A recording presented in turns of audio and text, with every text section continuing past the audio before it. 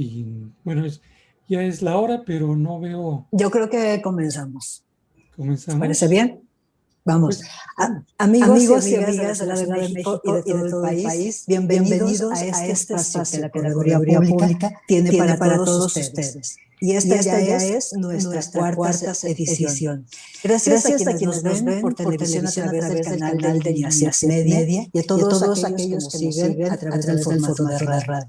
Queremos también darle las gracias a todos aquellos que participan en nuestras redes sociales, haciéndonos llegar sus sugerencias, sus opiniones, sus recomendaciones para la conformación de este programa. Muchas gracias por unirse a dichas redes sociales del Colegio de Corredores Públicos de la Ciudad de México.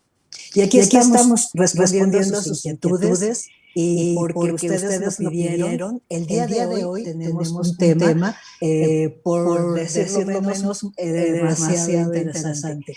Los convenios entre accionistas y el arbitraje. Nada más y nada menos. En esta charla tan interesante, nuestro experto invitado, con toda su experiencia y con toda su ciencia, nos irá guiando al punto en donde estos dos temas convergen, justamente se unen. Y bueno, ya lo verán ustedes, no les adelanto mucho en la materia. Yo soy Cristina Juárez y tengo el gusto de conducir este programa con Carlos Matsui, corredor público número 38 de la Ciudad de México, a quienes todos ustedes ya conocen. Carlos, buenas tardes. Cristina, buenas tardes, qué gusto verte y estar en este programa el día de hoy. Pues bien, como anotabas, hoy tenemos un invitado en verdad de lujo, colega nuestro, es el corredor público número 51 de la Ciudad de México, el licenciado, el doctor José Antonio Rodríguez Márquez. Yo voy a dar una breve semblanza, muy breve semblanza, porque el currículum del doctor Rodríguez Márquez es bastante amplio y empezaría comentando que el doctor José Antonio Rodríguez Márquez es abogado por la Universidad Nacional Autónoma de México, donde obtuvo mención honorífica y la medalla Gavino Barrera. Cuenta con el grado de doctor de la Academia Mexicana de Derecho Internacional y Condecoración de la Orden Mexicana del Derecho, la Cultura y la Paz. Es abogado con una experiencia bárbara de más de 40 años, como abogado transaccional, ha actuado como árbitro único, árbitro presidente o árbitro mediador, abogado de parte, en fin, pues ha tenido todas las facetas del arbitraje. Entre los puntos muy destacados del invitado de hoy es el primer latinoamericano en obtener el reconocimiento académico profesional como Charter Arbiter por el Charter Institute of Arbitrators, del cual también fue miembro presidente del comité ejecutivo de la North American Branch, siendo también el primer latinoamericano en lograr ese nombramiento como muy importante. Actualmente forma parte del Comité de Revisores de Avances en el Arbitraje Internacional por el International Institute for Conflict Prevention and Solutions y es miembro del Colegio de Arbitraje Comercial con sede en Londres. Es el primer latinoamericano en ser elegido por esta institución internacional. Actualmente preside la Comisión de Mediación y Arbitraje de la CONCAMIN y actuó como vicepresidente del Comité de Mediación de la Comisión de Arbitraje Internacional de la ICC Capítulo México. Ha escrito diversos artículos y obras relacionadas con los medios alternativos de solución de controversias, entre los que destacan el perfil del mediador y el arbitraje tributario internacional. Muy interesante este artículo. Le repito, arbitraje tributario internacional. Esto fue publicado en la revista ICC en el 2018. Y también ha escrito el arbitraje comercial por Correduría Pública. Pues bien, José Antonio, mi querido doctor, te damos la más cordial bienvenida a este programa. Muchas gracias, Cristina. Muchas gracias, Carlos. Pues para mí es un gusto y un privilegio estar en esta plática con ustedes y poder compartir con ustedes un poco, una probadita de estos temas que pues, resultan apasionantes ya en la práctica del día a día. Entonces, bueno, pues José Antonio, Bueno, la verdad es de que con esas credenciales como, no solamente como árbitro, sino como participante en todos estos medios alternativos de solución de conflictos, siempre nos queda así como la inquietud a todos los que te escuchamos, a todos los que te seguimos, a todos los que queremos aprender. ¿Cómo iniciaste tú? ¿Cómo entraste a este mundo? Muy bien, es una pregunta muy interesante y la respuesta pues, es con tiempo, con paciencia y con oportunidad y con suerte. Y la suerte es donde se une el conocimiento con la oportunidad, esa es la suerte. Entonces, bueno, yo empecé los métodos alternativos de resolución de controversias al mismo tiempo que empecé mi interés por hacer recordador público. Esto ocurre pues a mediados de los 90, la ley de correduría ya tenía los años, y pues como que sentía yo que podía ser corredor público, y como que también sentía que podía dedicarme a los métodos alternativos de resolución de controversias. Entonces, pues empecé como se empiezan muchas cosas, por curiosidad, o sea, que en mi práctica profesional, como Carlos lo mencionó, pues ya llevo muchos años de ser abogado transaccional, o sea, abogado transaccional, abogado que en México le llaman abogado corporativo. Entonces, me dedico y me dedicaba a hacer contratos, a hacer asambleas, en fin, toda esa parte societaria y contractual, mercantil de las sociedades. Y pues empezaba yo a recibir contratos del extranjero con cláusulas escalonadas. Cláusulas escalonadas son, en caso de controversia, primero una negociación, con tantos días, si la negociación no se resuelve, nos iremos a mediación, si la mediación no se resuelve en tanto tiempo, nos vamos a la arbitraje. Entonces, como Perdón, que interrumpa tantito, José Antonio. Lo que pasa es que aquí nuestro equipo de producción me está diciendo que hay un eco por ahí. ¿No tendrán algún otro micrófono encendido? Que no se nos está escuchando muy bien. Aquí nada más tengo este micrófono. Ok. Bueno, esperemos que haya sido pasajero. Muy bien. Entonces, les comentaba, entonces, hacer contratos con estas cláusulas. Y bueno, como ¿qué es esto? O sea, como que sentía que era un mundo totalmente lejano a nuestra realidad jurídica y lejano a nuestra práctica profesional. Entonces, bueno, pues empecé a hacer preguntas con personas que se dedicaban a esto, sobre todo en el extranjero. Y curiosamente, también era el momento, y luego, donde la oportunidad y el conocimiento se unen, y esa es la buena suerte. Estábamos en la época de la negociación del TELECAN. Entonces, el TELECAN y el TEMEC tienen un capítulo de resolución de controversias, y dentro de ese capítulo hay un artículo donde los tres países se comprometen a fomentar la resolución de controversias comerciales de sus ciudadanos, sus empresas, a través de los métodos alternativos, en particular a través de la ley. Entonces, México en ese momento estaba ya con una legislación arbitral que tenemos el día de hoy, entró en vigor en 1992 y tuvo una reforma en 2011, y es una legislación pues muy importante, y es una legislación que sigue un esquema monista. Dentro del esquema arbitral, se dice que una legislación arbitral es monista cuando sirve, cuando aplica tanto el arbitraje nacional como el internacional. Entonces nosotros tenemos las mismas reglas del arbitraje nacional que aplican tanto al nacional como al internacional. Entonces, bueno, tenía todo eso. Y había un curso por ahí, que era el primer curso que daba la Cámara de Comercio Internacional, que es una institución de arbitraje, de administración de arbitraje y la Escuela de Derecho. Entonces tomé el curso, lo que era curiosidad, se convirtió en pasión, terminé el curso, y me reitero, todavía no había internet. Yo sentía que conectarme con la Cámara de Comercio Internacional en París iba a ser muy difícil. Hoy hablé mañana en la Cámara de Comercio a la CCI por un tema de arbitraje, pero en ese momento lo sentía yo muy lejano. Entonces me acerqué a la American Arbitration Association. Curiosamente, ellos empezaban su organización de su división internacional. Y bueno, pues yo ya traía un curso, ya traía algunos cursos de la AAA, y bien el Charter Institute of Arbitrators, que pues, es una institución inglesa que tiene 105 años de dedicarse al arbitraje, y esa institución pues nació para preparar ingenieros como árbitros, no abogados. Si revisamos su código de comercio, no hay requisitos para ser árbitro. No dice 35 años de edad, de nacionalidad mexicana, licenciado en Derecho, no dice nada. ¿Por qué? Porque estamos siguiendo el modelo de Central y no hay requisitos. Entonces, esa institución pues, está más famosa a nivel internacional para preparar árbitros, ¿no? Entonces, su función es preparar árbitros. Los ingenieros dicen que el arbitraje funcionó mientras los abogados no nos metimos a perder. Yo creo que tienen alguna razón, ¿sí? Recordemos que es móvil inglés, ¿no?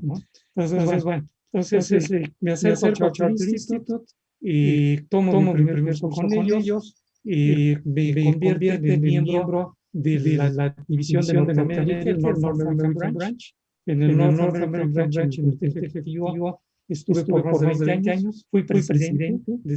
Esa es la parte, vamos a decir, organizacional. Y luego, bueno, pues hay un curso que se llama Fellow, que es compañero. Y bueno, para tomar ese curso debes tener más de 6 años de experiencia, debes de presentar un examen, una parte personal, un laudo, que pones un número y que lo practican en Londres, ¿no? O sea, y es en inglés, nada que ver con un derecho mexicano. Y otra parte es que actúas como árbitro y como abogado de parte ante un grupo de tutores. Yo soy tutor en esa parte, ¿no? Entonces, bueno, pues también me convierto en tutor. Y luego viene que me convierto en Charter Arbitrator, que es la joya de la corona, es la máxima distinción. Y en el mundo anglosajón y últimamente en el mundo latinoamericano, el Charter Arbitrator, el Charter Institute, es una distinción muy importante. Entonces, bueno, pues mi carrera empezó así. Yo creía que iba a tener mi primer arbitraje después de unos 6, 7 años de mi primer curso. Y pues yo creo que lo tuve como a los 6, 7 meses de empezar con esto. O sea, como que también no era casual, yo ya llevaba 40 años, ya traía una experiencia internacional como abogado y pues estaba bien en el mundo del arbitraje. Y eso me abrió las puertas del mundo arbitral. O sea, ¡Qué historia! ¡Qué historia! Realmente es una serie de acontecimientos que se fueron uniendo. Y aquí te tenemos. Ve nada más, de personaje. Muchas gracias. Entonces, esa puede ser la historia un poco larga. O sea, una cadena de conocimientos, oportunidades y pues curiosidad que se convierte en pasión, ¿no? Muy interesante, Antonio. Y más en estos temas de medios alternos de solución de controversias. Yo creo que eso fue lo que te atrapó. Exactamente, sí, así fue, Carlos. Oye, José Antonio, bueno, el tema del día de hoy es un tema de suma importancia en materia societaria. Es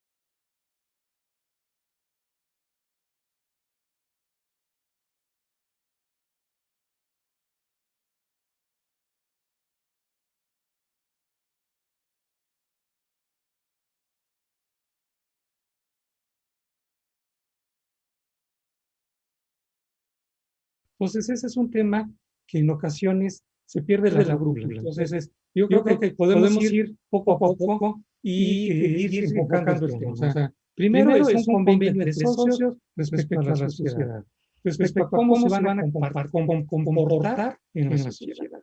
Número uno. Número dos, ¿podría o no participar la sociedad? Sí, y con la salvedad que estamos. Número tres, el convenio de socios puede tratar o puede abarcar a todos los accionistas de una sociedad, vamos a utilizarlo en anónima, sí, puede abarcarlos a todos. Puede ser al principio de que empiece el negocio, sí, puede ser al principio de que empiece el negocio, puede ser en el transcurso de la vida del negocio, también, ¿sí? Puede ser de un grupo de socios, también puede ocurrir eso.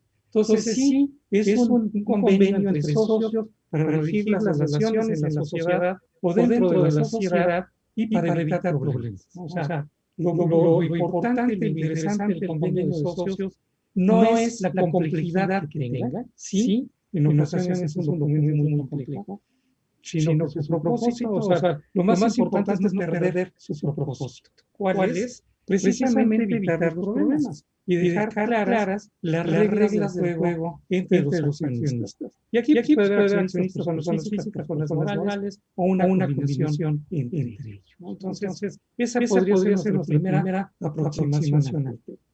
¿Sí? Ahora, otra forma de aproximarnos al tema es, pues, ¿qué dice la legislación mexicana?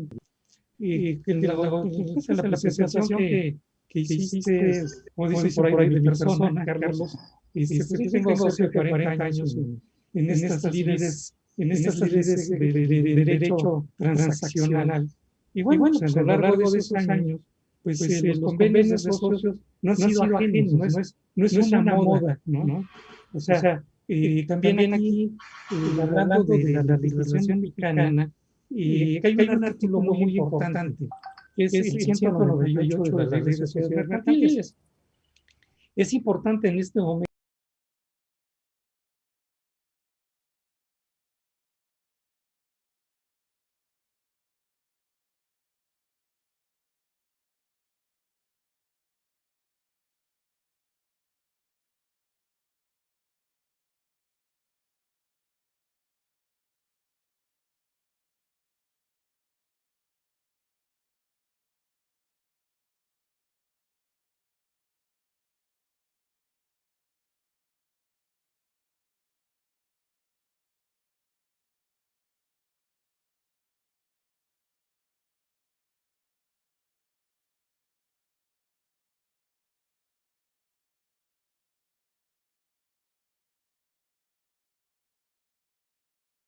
los negocios que inician, pues traen un socio inversor que requiere ciertas características, que requiere ciertos elementos para poder invertir y para poder desinvertir y para poder de alguna forma participar en la vida de la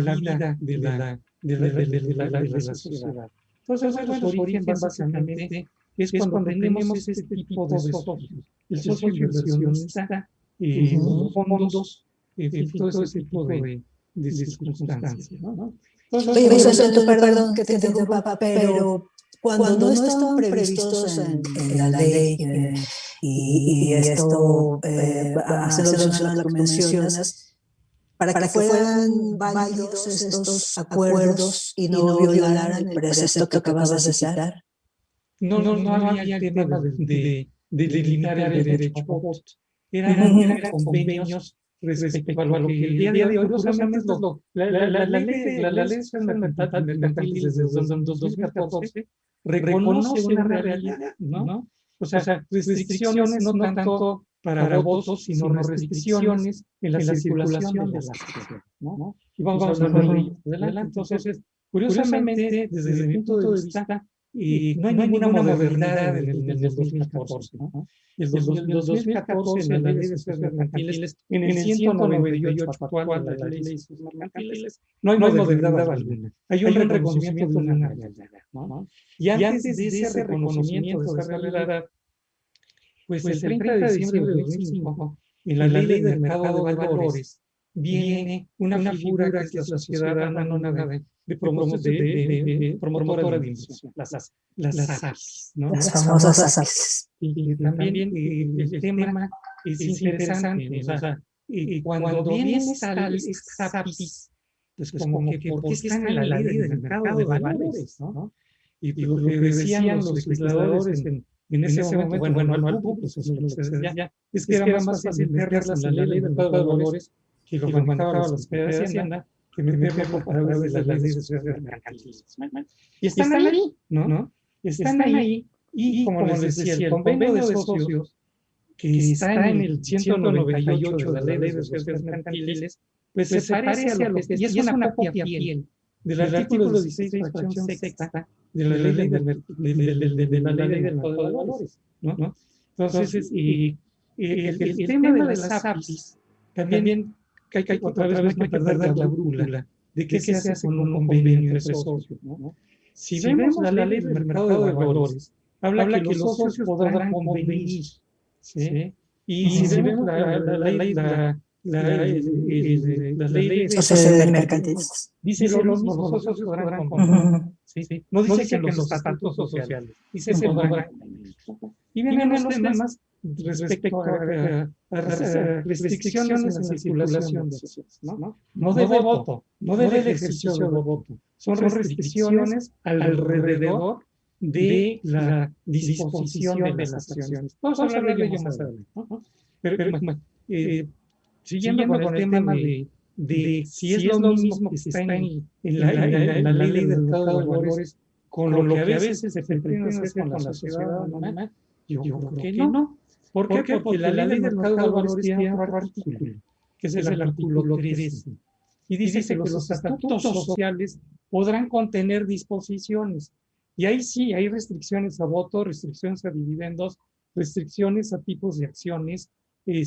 Por ejemplo, sabemos que nuestra ley de sociedades mercantiles dice que todas las acciones serán de igual valor y conferirán iguales derechos, ¿no? El 17, que no producen efecto legal aquellas estipulaciones que limiten o que excluyan a algunos socios de las participaciones en las ganancias, ¿no?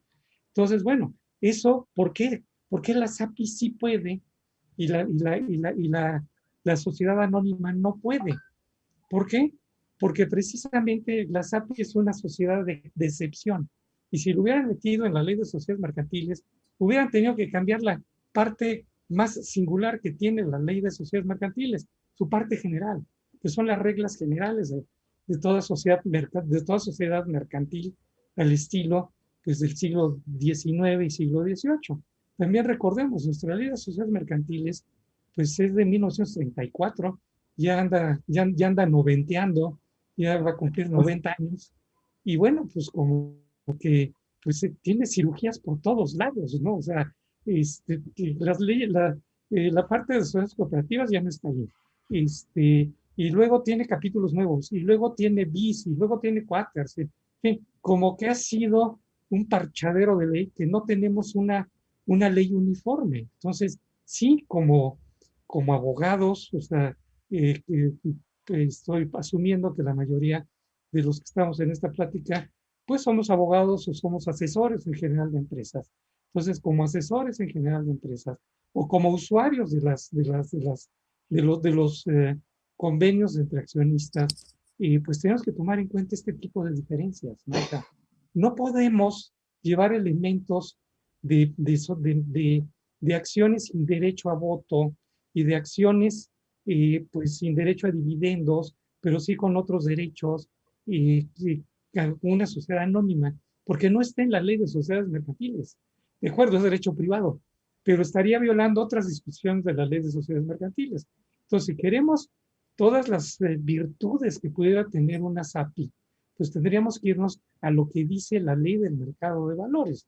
Entonces, bueno, pues ahí en las APIs, como que en ocasiones yo digo que, ¿para qué quieres un Rolls Royce si lo vas a circular en terracería? Porque a Carlos le gustan los caballos, ¿para qué quieres un pura sangre? Para que sea caballo de yunta, ¿no? O sea, te va a funcionar, ¿sí? Pero pues eso pero qué desperdicio, ¿no? Exacto, eso es lo que ocurre muchas veces con las API, ¿no? Oye, José Antonio, una pregunta. Esta inclusión en los estatutos sociales que permite el artículo 13 de la Ley de Mercado de Valores, en el caso de las APIs, ¿no se encuentra también reflejado en la parte del 91, si mal no recuerdo, de la Ley de Sociedades Mercantiles a partir de la fracción 7, que permite la incursión de determinadas cláusulas en los estatutos sociales? Podría ser, pero ¿por qué si yo digo esto? Si hicieron un copy and paste de una parte de la ley del mercado de valores, ¿por qué no hicieron la otra? ¿No? Porque puede dar problemas, ¿no? O sea, puede haber disposiciones. ¿Y la otra no será la del 198 de la Ley General de Bueno, es que Sociedades Mercantiles? cuando nació recordemos, las APIs nacen en 2005. 2005. Y el artículo 198, con la redacción que tenía desde 1934, cambia en 2014. Así Entonces, es. estaba conviviendo la SAPI, Sociedad Anónima de Excepción, por llamarla así, con esta restricción del 198, pero era de excepción. ¿Sí? Entonces, bueno, fue la fórmula que encontraron, ¿no? Fue una forma de modernizar las sociedades anónimas, haciendo el copy de las bursátiles, me refiero, perdón, de la ley de mercado de valores.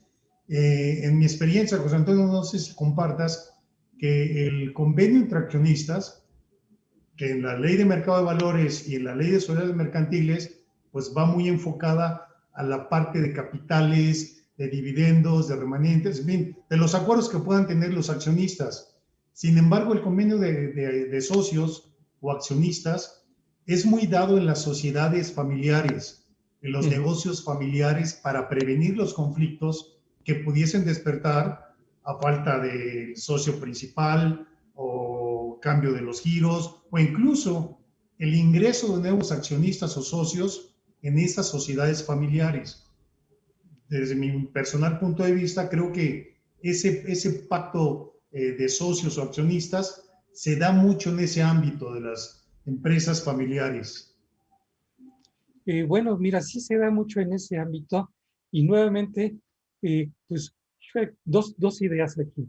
Estas figuras, o sea, incluyendo los convenios de socios, incluyendo los métodos alternativos de solución de controversias, son figuras que hay que saberlas manejar para evitar nulidades, ¿no? O sea, como que son campos minados donde hay que ver dónde puedo poner el pie o dónde puedo poner una disposición que no sea anulable, ¿no?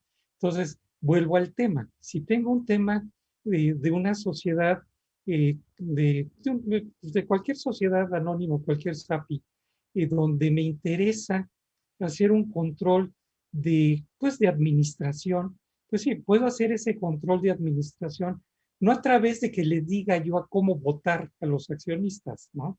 Sino a través de establecer mayorías especiales, ¿no?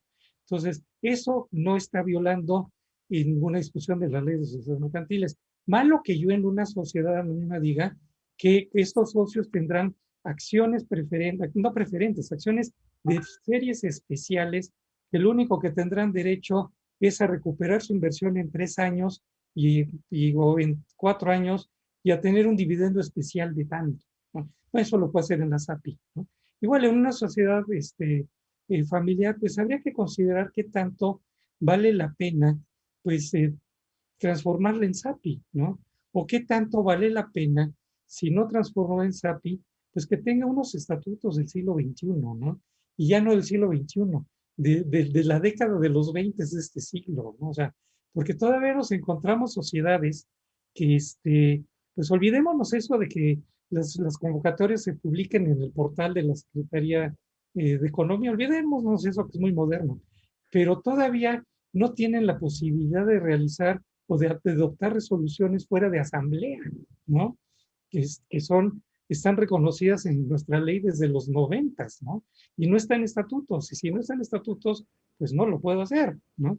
Entonces sí, yo creo que una buena asesoría para una empresa familiar, pues empieza revisando toda esa parte, desde dónde estamos partiendo, ¿sí? Porque en ocasiones partimos de circunstancias pues que no son sólidas para lo que queremos hacer, o bien llegan y eran los chavos que estudiaron en el extranjero, tienen 18 maestrías en negocios y quieren unas estructuras complejísimas y bueno, muy bien, ¿sí?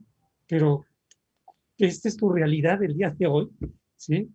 Porque, y reitero, es muy diferente el pater familias que tiene 2 o 3 generaciones, tiene hijos, tiene hijas, tiene yernos, tiene ¿cómo se llama? Tiene nietos, en fin, tiene varias generaciones, ¿sí? Es muy diferente, o es muy distinto el grupo aquel de muchachos entusiastas que traen una serie de ideas para desarrollar y que necesitan capital, ¿no? O sea, como que esas son pues los campos naturales para hacer todo este tipo de circunstancias y les digo, o estamos en campos minados o bien son juguetes muy finos que hay que saberlos manejar, ¿no? Porque si no, pues los podemos estrellar. Son drones de alta precisión que si le damos un poquito de un lado, ya le dimos en la torre por el otro, ¿no? Pero también, Entonces, como tú dices, es bien importante reconocer la necesidad que tienen los negocios que no se adaptan a las prácticas convencionales y que requieren fórmulas modernas, fórmulas dinámicas que les permitan a los accionistas estas alternativas que nos dan a través de los acuerdos que pueden tomar como se les conoce también parasociales, ¿no? ¿Qué dirías tú de cuáles son los temas que más se someten a este tipo de acuerdos entre accionistas? muy bien. Yo creo que aquí ya podemos entrar a la materia. O sea, en principio podemos hablar de cuáles son los temas más comunes. Pero primero yo siempre pongo la forma de resolver conflictos, ¿sí? ¿Por qué? Porque vamos a estar conviviendo, o sea, es una empresa viva, es una empresa activa. O sea, necesitamos formas de resolver conflictos. Después, el tiempo mínimo que debe de permanecer un socio. Nuevamente, como decía al principio, hay empresas que ya están vivas, ¿sí? Hay empresas que lo que requiere el socio es un capital fresco, ¿sí? Y lo que requiere el capital socio es que el socio permanezca unos 5 años más. Bueno, pues entonces hay que ver ese tema de la permanencia, ¿no? La política de distribución de utilidades, ¿no? Política, no meternos con derecho de voto, política. ¿Cuáles son las políticas para, para distribución de dividendos? Otra muy importante es cómo resolver las situaciones de bloqueo, ¿sí? En ocasiones se arman grupos y al final pues queda el 50% del capital con un voto y queda el otro 50% con otro voto. ¿Y a quién están perjudicando? Pues a la propia sociedad y al propio negocio. Entonces, tener cláusulas de destrave es muy importante, ¿no? O sea, preverlas desde el principio, ¿no? También otro tema importante alrededor de... Perdón, José Antonio, esas cláusulas son para romper esos empates que puede haber. Exacto. ¿Y esas, tú sugieres que vayan en un acuerdo entre accionistas o directamente en los estatutos? Como les decía hace rato, hay que ver dónde andamos en el campo minado. En particular, este tipo de circunstancias, aunque son oponibles entre los socios nada más, yo creo que vale la pena que estén en los dos lados, ¿sí? Tanto en el convenio de socios como en los estatutos sociales, ¿sí? Entonces Okay. también, ya si los metemos en los estatutos sociales, nuevamente hay que tener cuidado. Son los mismos socios que son los accionistas el día del día el día De la ¿cómo se llama? Del Constitución. bloqueo. Son Okay. los mismos del día del bloqueo. Aquellos que firmaron el convenio de socios son diferentes. Entonces, ¿por qué? Porque si no, nuevamente, son juguetes muy finos. Y si no lo sabemos, ¿sí? Además, muy importante para nuestra función como fedatarios cuando constituimos la sociedad, pues saber si es legal o no el clausulado que se nos propone en unos estatutos que nos llevan o sea, que armó el cliente y sus asesores, ¿no? Ahí es donde nuestro rol como fedatarios, pues tenemos que saber si son válidos o no esos acuerdos, o sea, si es permisible tenerlos dentro de los estatutos sociales o no. Sí. Voy a prender la luz porque creo que en poco ya no me van a ver.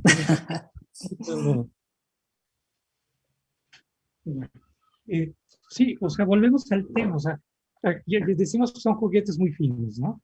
pero también son juguetes muy finos que requieren un lugar muy especial en el juguetero, ¿no? El juguetero, este juguete tiene que estar en el juguetero de los estatutos sociales. Este juguete tiene que estar también en el convenio de socios.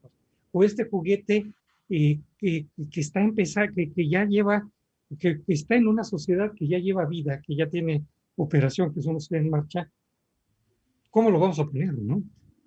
Entonces sí es muy importante ir viendo de qué estamos hablando. No todo el convenio de socios vale la pena meterlo, a veces sí, a veces no. ¿Vale la pena formalizar el convenio de socios?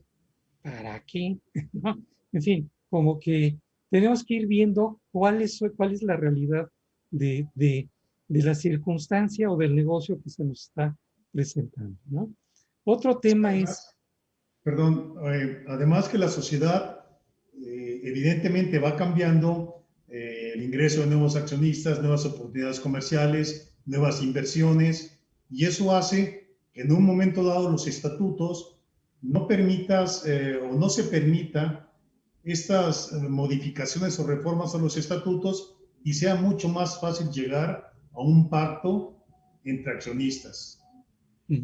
Eso es importante. Sí, claro, y evitar las contradicciones, ¿no? O sea, porque se puede ver, aquí hay sutilezas, ¿no? O sea, hay contradicción entre lo que dicen los estatutos y el convenio de socios.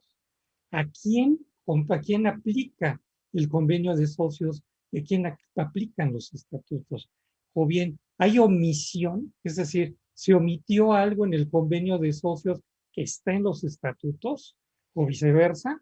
Entonces, son los conflictos que muchas veces se dan, ¿no? Nuevamente, tenemos que ir viendo dónde vamos colocando las piezas, ¿no? Otro tema alrededor de los convenios de socios, pues son las cláusulas de limitación de transmisiones, ¿no? De acciones. Igual, no son novedades en el derecho mexicano desde el 2005, ¿sí? Ya existían. Pues en inglés es el drag along y el tag along. El drag along es el derecho de arrastre, y vamos a platicar de él, y el tag along es el derecho de acompañamiento, ¿no? Nuevamente,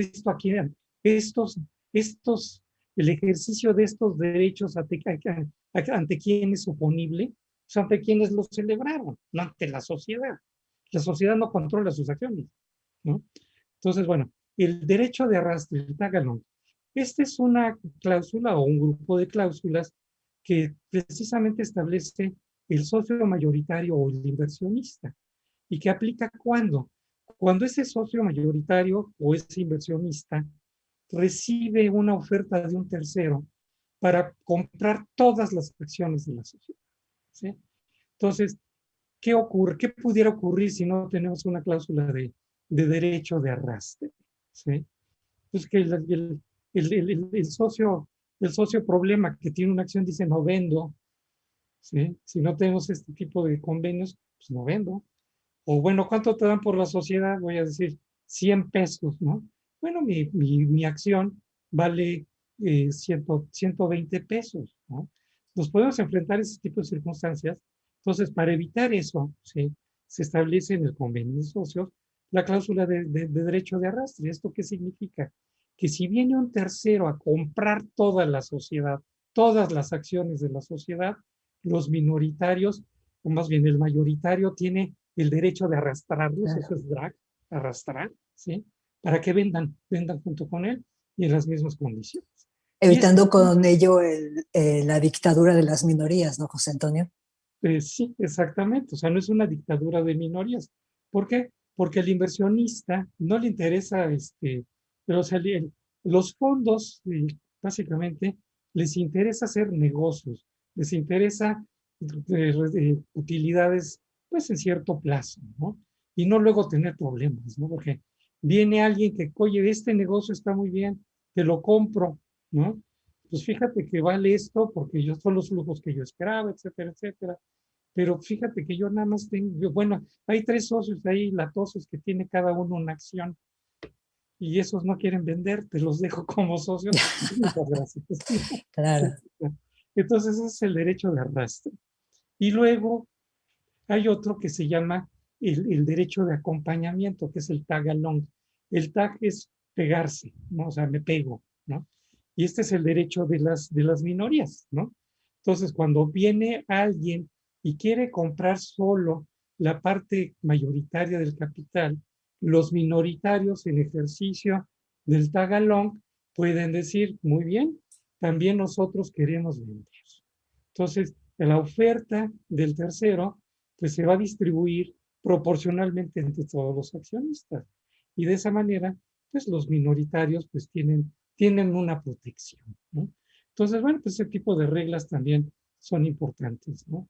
Otra regla, otro grupo de reglas importantes en un convenio de este tipo es el manejo de los elementos de propiedad industrial, de propiedad intelectual, ¿no? Ahorita estoy viendo una sociedad que pues, uno de los activos más importantes es el nombre, ¿sí? Es la marca, y la marca forma parte del nombre. Entonces, ¿cómo en una venta se va a valorar esa marca? Porque es una marca que se ha forjado, tiene un prestigio, tiene muchos elementos que la hacen un intangible atractivo, ¿no? ¿O qué pasa que vamos a hablar un startup que sea desarrolle software, ¿no? ¿Cómo se van en el momento de salir de la empresa, cómo se van a distribuir esos derechos, ¿no? O sea, ¿cómo se va a disponer de ellos? Entonces, bueno, pues también establecerlo, ¿no? Cláusulas de no competencia. Muy bien. Tenemos el negocio y un socio quiere salir. No estamos en el supuesto de un dragalón ni de un tagalón. Tenemos otras reglas que es que le ofrezca primero las acciones en venta a los accionistas, ¿no? Y cuáles son las condiciones, en fin. Y se sale y pone otro negocio igual, ¿no? Bueno, no podemos limitar el derecho del ejercicio de las actividades lícitas, ¿no? Pero pues si me estás provocando un perjuicio, pues en ocasiones hay que poner cláusulas de multa, ¿no? O sea, que no competir también por cuánto tiempo, 5 años, 10 años, 2 años. Hay mercados o hay actividades pues que en 2 años se vuelven obsoletos, ¿no? Entonces, bueno, pues que no compites en 3 años, ¿no? Entonces, bueno, pues no es que la regla sea tal, no reitero. Aquí estamos yo creo, bueno, en toda mi práctica profesional siempre he sostenido que la figura más versátil del derecho mexicano, el contrato más versátil, pues es el fideicomiso. Igual que el fideicomiso, estos convenios pues, son muy versátiles, ¿no? Claro, no tenemos un fiduciario, no tenemos una serie de contrapesos que pudiéramos, ¿no? Entonces, yo creo que estos son los elementos más importantes que pudiéramos considerar en un convenio de socios. Tenemos otros, ¿no? Pero pues tenemos cerca de 15 minutos para hablar de los métodos alternativos de resolución de controversias. Entonces, bueno. Pero es donde vienen precisamente estos temas. Tú llevas un clausulado y luego viene el conflicto. No estoy de acuerdo, sí lo firmé, y ahí es donde entra la parte medular de los medios alternos de solución de controversias, ¿no? Y no nos quedemos con el arbitraje nada más. O sea, curiosamente el arbitraje pudiera ser la última solución, no es la primera y no es la única.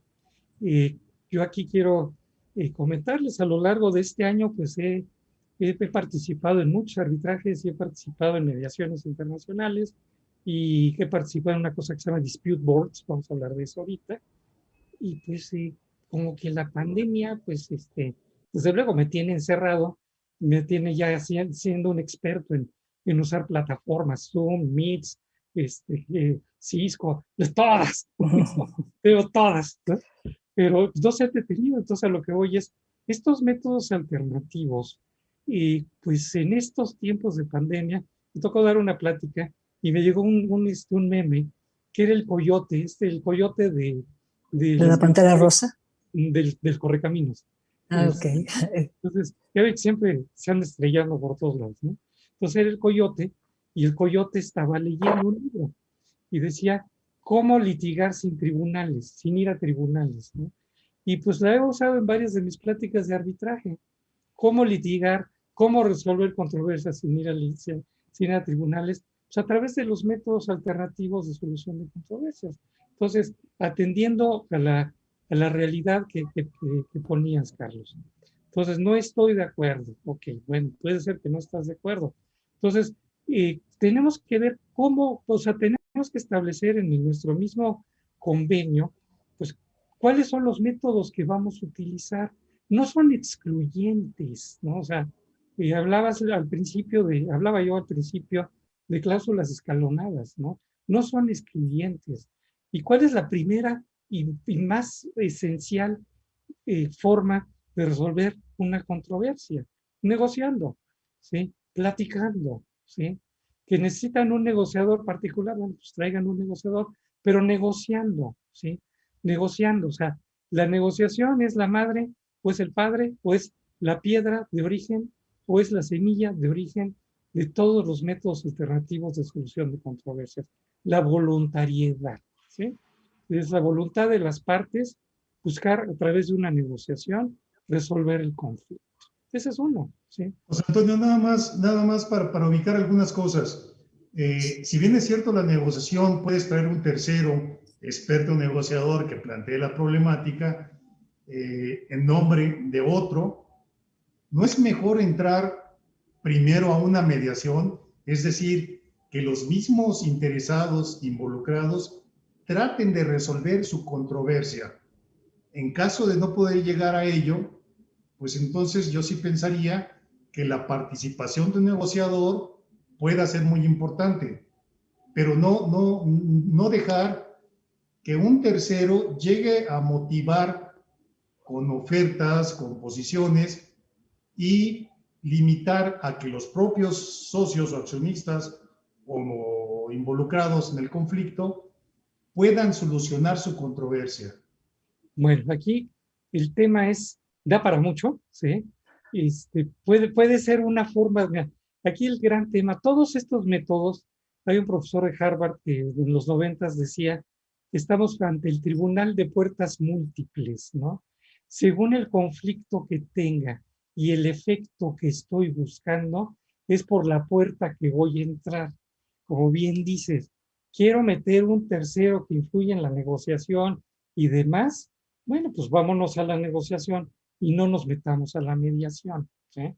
O quiero hacerlo al revés, bueno, ya es circunstancial de qué es lo que está ocurriendo, ¿no? Después, podemos tener otro método, la mediación. Y aquí tenemos que ver varias cosas, ¿no? O sea, la mediación, ¿cuál mediación? Una mediación al estilo del Tribunal Superior de Justicia de la Ciudad de México, que va a acabar pues, con un convenio que tiene fuerza de sentencia. Eso es lo que quieren las partes. Bueno, puede ser, ¿no? Una mediación al estilo internacional que es mucho más flexible y que normalmente se cumple, bueno, también la que se convierte en sentencia se cumple, pero el otro se cumple por voluntad de las partes, pues tenemos también esa puerta, ¿no? Tenemos otra puerta que se llama la evaluación del caso, ¿no? O sea, traemos a un tercero que no va a hacer ofertas, va a hacer una evaluación de lo que hay y va a medir los riesgos que hay si nos vamos a pelear o no. Es otra puerta de este tribunal de puertas múltiples, ¿no? Podemos tener otra puerta más. Si es un negocio muy complejo, podemos tener un dispute board. ¿Esto qué es? El dispute board nace como figura en los contratos de construcción. En los contratos de construcción, por todos los involucrados en los negocios, en una construcción, y por todas las partes y los tiempos y demás, pues vale la pena tener un organismo, un órgano, que cuando haya un reclamo, cuando hay una potencial controversia, un posible conflicto, lo resuelva, ¿sí? Y si lo resuelve, pues olvidémonos de la negociación, olvidémonos de la mediación, olvidémonos de la evaluación del caso, olvidémonos de la evaluación del riesgo, ¿sí? Y todavía no estoy hablando de arbitraje, ¿no? Entonces, no nos limitemos, o sea, reitero, como hombres de negocio, como asesores de hombres de negocios, tenemos que aprenderle mucho a los hombres de negocios. Y dentro de lo que ellos tienen es su optimismo y sus opciones, buscar opciones de cómo sí.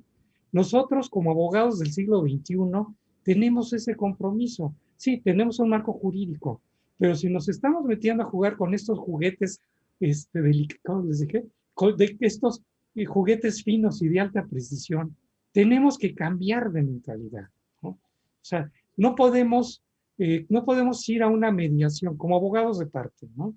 No podemos ir a una mediación con la mentalidad de litigante. No podemos ir a una mediación con la mentalidad de abogado en arbitraje. Tenemos que saber cómo aprovechar la mediación. Sí, no estoy hablando de ninguna cuestión ilícita. Necesitamos tener las herramientas, ¿no? O sea, en los cursos normalmente de mediación nacionales e internacionales, como que la preocupación es preparar al mediador y donde preparamos a los abogados, ¿no? Entonces, ahí es donde tenemos que empezar a romper el paradigma, ¿no? O sea, la mediación funciona, sí funciona. La mediación de la Ciudad de México, que es yo conozco la internacional y la de la Ciudad de México, y puedo decir también, ¿funciona la de la Ciudad de México? Claro que funciona, pero funcionaría mejor tanto esta como la internacional si preparamos abogados en mediación. No les vamos a enseñar códigos, ¿no? Les vamos a enseñar técnicas, les vamos a dar herramientas, ¿no? Porque pues, imaginémonos que para ir a una mediación, pues llega el hombre de negocios con el abogado y le dice, oye, y si nos vamos a una mediación, ¿cómo la ves, abogado? Pues yo le diría al cliente, pues mira, para irnos a una mediación, bueno, y luego te dice, oye, ¿y si traemos un mediador gringo? Y le digo, pues mira, pues yo soy mediador gringo, ¿sí? O sea, estoy reconocido, en fin, ¿no? Y le digo, pero el tema no es el mediador. El tema es, por favor, si estás pensando en una mediación, cosa que me fascina, ¿sí? Piensa tres opciones que pudieras poner en la mesa para que, estoy hablando de cuestiones mercantiles, ¿no? Que pudieras tener en la mesa para ofrecer. Y piensa tres opciones que si nos vamos al arbitraje o litigio, la otra parte puede ganar. ¿Qué pasa con ese abogado? ¿Qué pasa con ese cliente?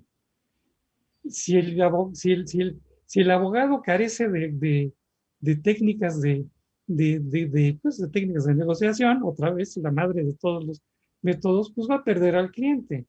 Porque a la mediación, yo le digo a los clientes, a la mediación no vamos a ver qué ganamos, no es hacer puntos petitorios, sino es vamos a ver qué ofrecemos, ¿no?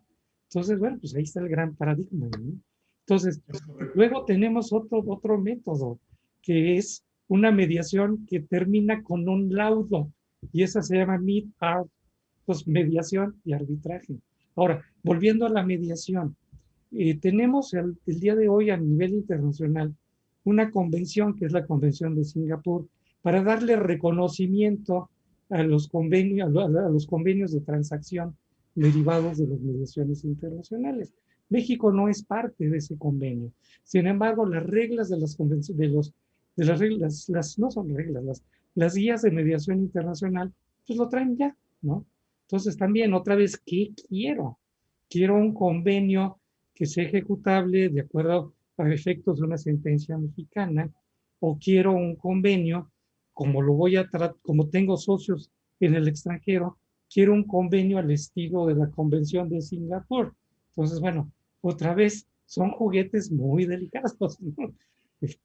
Y no hemos tocado el arbitraje, ¿no? Oye, José Antonio, pero regresando a lo que nos estabas explicando sobre la cláusula escalonada. Ajá. O sea, ¿cómo iban los escalones? Nos quedamos con el primero, que era la negociación, y vendría después.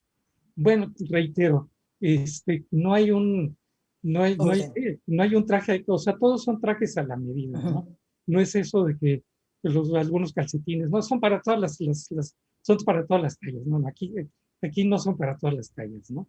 Porque luego puedes poner cuestiones paralelas, que es más complicado. Pero bueno, okay. Una de escalón directo puede ser, en caso de controversia, cada una de las partes designará a uno de los funcionarios de más alto rango de la empresa con posibilidades con posibilidades de decisión para que entre los dos lleguen una solución, ¿no? Y en el entendido que ninguno de los dos deberá ser pues persona que esté involucrada en el conflicto. Ok, primer escalón. Tienen 20 días para resolver. Ok, puede ser. Luego, si no se ponen de acuerdo, una mediación. Nuevamente, ¿de qué estilo? ¿Sí? Si pongo una mediación que se tenga que resolver en 10 días o en 15 días, pues como que ya me estoy saliendo del esquema de una mediación, al esquema de la ley orgánica del Poder Judicial de la Ciudad de México. Puedo meter también, según el tipo de contrato, puedo meter el tema de un perito experto. Esto ocurre sobre todo en temas de energía, ¿no? Entonces, en temas de conflicto, meto un perito experto. Y después meto el arbitraje, ¿no? Que el arbitraje todavía tiene escalones, ¿no? Entonces, nos quedan 5 minutos. Entonces, como pueden ver, aquí hay muchas escaleras y muchos escalones. Vamos a hablar un poco del arbitraje, ¿no? Como pueden ver, el arbitraje, pues es un escalón más, ¿no? Y ese arbitraje y ese escalón tiene sus subescalones.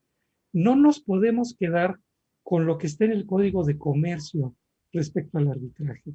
Tenemos que abrir nuestro panorama, ¿no? O sea, nuevamente, como asesores de negocios, recomendar una cláusula arbitral, pues es una responsabilidad muy fuerte, ¿sí?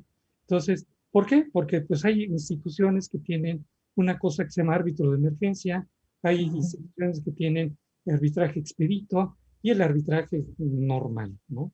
Entonces, bueno, a través del arbitraje expedito, pues en 6 meses podemos resolver una controversia, o en 3 meses podemos resolverlo. A través del árbitro de emergencia, que es antes de que se forme el tribunal arbitral, pues en 1 o 2 semanas podemos tener una solución, que esa va a estar sujeta después a lo que diga el tribunal arbitral, ¿no? Pero tenemos elementos, ¿verdad? El tema es, no nos podemos quedar. Está bien conocer lo que está el Código de Comercio, ¿no? Pero el Código de Comercio es un escalón del arbitraje. Puede ser el escalón más importante, puede ser que sí, pero es un escalón. Y de ese derivan otros, ¿no? Entonces, bueno, el tema de resolución de controversias da para mucho. Podríamos hacer una plática de árbitro de emergencia, otra plática de arbitraje expedito y hacer varias de arbitraje, yo le llamo tradicional, ¿no? Oye, José Antonio, perdón la interrupción. Carlos, ¿qué te parece si comprometemos a nuestro invitado de una vez para la siguiente sesión? Porque arbitraje, como que ya no nos dio tiempo de entrar mucho. Sin duda, doctor, querido amigo, ¿estarás disponible para seguirnos acompañando? ¿Cuándo es esto? 11 de mayo. Permítame. Aquí es una de las características de Lo planteamos, mi querido Antonio, controversias, pero sí es la flexibilidad, ¿no? No, adelante. Déjame ver, creo que sí. Sí, hay temas muy profundos y extensos del arbitraje, Sí, claro. La solución de controversias. Yo creo que es muy importante. ¿Cómo lo correlacionas con la correduría pública? En fin, los abogados tienen que ser disruptivos en el proceder. Hay muchas cosas que todavía para plática tenemos mucho tiempo más. Sí, es correcto. O sea, falta el engarce entre la correduría y el arbitraje. El ser árbitro no implica que la ley me lo permita, ¿no? Porque recordemos que el código permite recusar un árbitro por falta de conocimientos, ¿no? No es por exceso de diplomas, ¿no? Sino por falta de conocimiento. Y ahí está el reto y el compromiso de la correduría pública. Se está perdiendo la correduría pública de un campo fertilísimo, ¿sí? O sea, la empresa mediana, la empresa pequeña, tanto nacional como internacional, la tenemos abandonada. O sea, sí están las instituciones arbitrales que pues tienen su mercado, ¿no? Y el mercado nacional y el mercado de este tipo que estamos platicando, de las startups otra vez, de las empresas familiares, en fin, ¿quién lo atiende? Sí, las instituciones internacionales. Pues mi querido doctor, yo creo que agendamos fecha y seguimos con este tema. Lamentablemente el tiempo se nos acaba y en fin, estamos muy agradecidos como Colegio de Corredores Públicos y el tenerte a ti como colega, corredor público número 51. Te agradecemos mucho, mi querido José Antonio. Adelante, Cris. Los esperamos entonces, José Antonio, para el próximo 11 de Sí, mayo claro. a las 6 de la tarde en este mismo canal. Y vamos a comenzar con ese tema que tú has tratado ahorita, cómo estamos participando los corredores públicos en el campo del arbitraje. Queremos que nos motives, José Antonio. Pues primero que nada, muchas gracias por la invitación. Como les dije, muy distinguido. Y estoy a sus órdenes y nos vemos el día 11 de mayo por aquí, a la misma hora y en el mismo Por canal. aquí estaremos. Muchas gracias. Gracias, bravo. Buenas Estén noches. muy bien, gracias. Nos vemos. Gracias. Adiós.